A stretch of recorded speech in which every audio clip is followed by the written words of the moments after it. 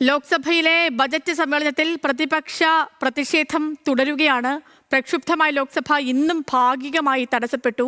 രാഹുൽ ഗാന്ധിയെ സംസാരിക്കാൻ അനുവദിക്കാത്തതിലായിരുന്നു ഇന്നത്തെ പ്രതിഷേധം.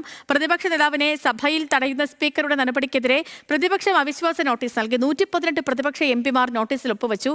അതേസമയം മുൻ സൈനിക മേധാവിയുടെ പുസ്തക വിവാദം ഇന്നും പ്രതിപക്ഷം സഭയിൽ ഉയർത്തി.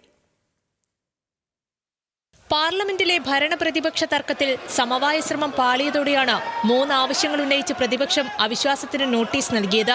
രാഹുൽ ഗാന്ധിയെ സംസാരിക്കാൻ അനുവദിക്കുക, കോൺഗ്രസ് വനിതാ എംപിമാർക്കെതിരായ സ്പീക്കറുടെ പരാമർശം പിൻവലിക്കുക, നെഹ്റു കുടുംബത്തിനെതിരെ നിഷികാന്ത് ദുബെ നടത്തിയ പരാമർശങ്ങൾ രേഖകളിൽ നിന്ന് നീക്കുക എന്നിവയാണ് ആവശ്യങ്ങൾ. പ്രതിപക്ഷത്തു നിന്നും 118 എംപിമാർ നോട്ടീസിൽ ഒപ്പുവെച്ചപ്പോൾ തൃണമൂൽ കോൺഗ്രസ് വിട്ടുനിന്നു. നോട്ടീസ് 14 ദിവസത്തിന് ശേഷം പരിഗണിക്കും.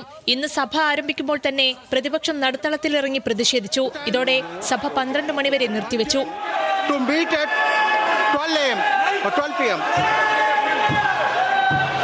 വീണ്ടും സഭ ചേർന്നെങ്കിലും പ്രതിഷേധം തുടർന്നു. പ്രതിപക്ഷം സഭാ നടപടികളോട് സഹകരിക്കാത്തതിനെ പാർലമെന്ററി കാര്യമന്ത്രി കിരൺ റിജിജു വിമർശിച്ചു.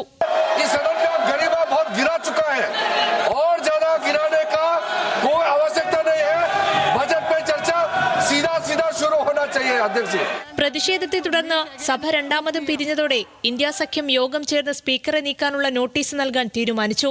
സെക്രട്ടറി ജനറലിന് പ്രതിപക്ഷ നേതാക്കൾ നോട്ടീസ് കൈമാറി. അവിശ്വാസ പ്രമേയ നോട്ടീസ് പരിശോധിച്ച് ഉചിതമായ നടപടിയെടുക്കാൻ ലോക്സഭാ സെക്രട്ടേറിയറ്റിനോട് സ്പീക്കർ ഓം ബിർള ആവശ്യപ്പെട്ടു. 2 മണിക്ക് സഭ ആരംഭിച്ചപ്പോൾ പ്രതിപക്ഷം ബജറ്റ് ചർച്ചയിൽ സഹകരിച്ചു.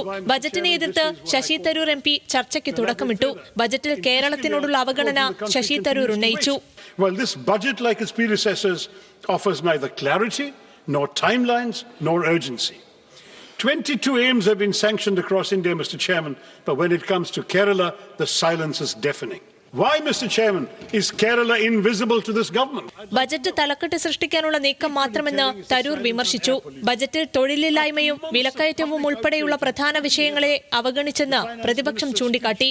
അതേസമയം MM നരവനെയുടെ പുസ്തക വിഷയം പ്രതിപക്ഷം ഇന്നും സഭയിൽ ഉയർത്തി.